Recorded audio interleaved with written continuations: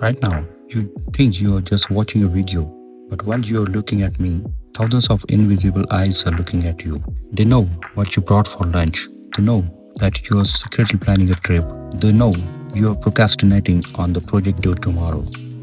This isn't conspiracy theory. This is your digital footprint. And the truth about what happened to your data isn't just creepy, it's a multi-billion dollar industry that you never sign up for.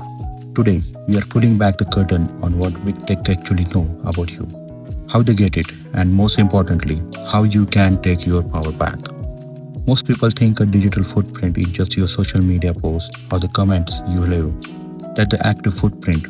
That's the tip of the iceberg. The shocking part is your passive footprint, metadata. Every photo you upload as exit data, it tells platforms exactly where you were, what phone you use, and the timestamp. Even if you don't have an account on certain platforms, they build shadow profiles of you based on your friends' contact list and cross-site tracking. Your phone's accelerometer can track your gait. Your smart fridge knows your diet. Your thermostat knows when you are at home and when you are not.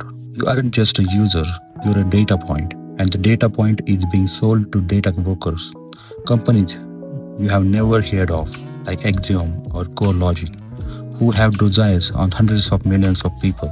Why do they want this? Simple, predictive modeling. They aren't just tracking what you did, they are predicting what you will do next. In 2012, Target famously figured out a teenager was pregnant before her own father did, just by analyzing her change in unscented lotions and supplementary purchases. Now imagine that tech, but 14-year more advanced. They know when you are vulnerable to an impulse buy. They know when you are likely to click on a politically charged headline. Your data is used to build a digital cage around your interests, keeping you scrolling, clicking, and most importantly, consuming. It's not just about ads for shoes you already bought. Your digital footprint affects your credit score, your job prospect, and even for your cybersecurity.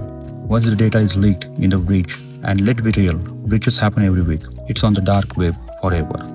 Okay, I've sufficiently clarified you. Now let's talk about the solutions. You can't go invisible, but you can become a ghost in the system. Number one, the delete phase.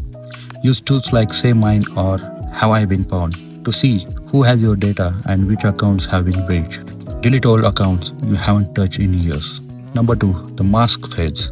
Switch to Brave or Firefox browsers with privacy extensions. Use DuckDuckGo or Start Page instead of Google for searching. Use reputable VPN to hide your IP address from your ISP. Number three, the lock phase. Turn off significant locations in your iPhone Android settings. Reset your advertising ID once a month. Use services like Simple Login or Hide My Email so you aren't giving your real address to every random newsletter. Remember, your data is the oil of 21st century. It's incredibly valuable. So why are you giving away for free to companies that don't have your best interests at heart? Awareness is the first step. Privacy isn't about having something to hide. It's about having something to protect. If you found this eye-opening, hit that like button.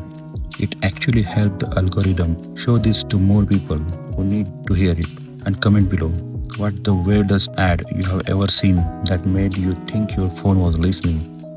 Stay safe, stay private. I will see you in the next one. Thank you.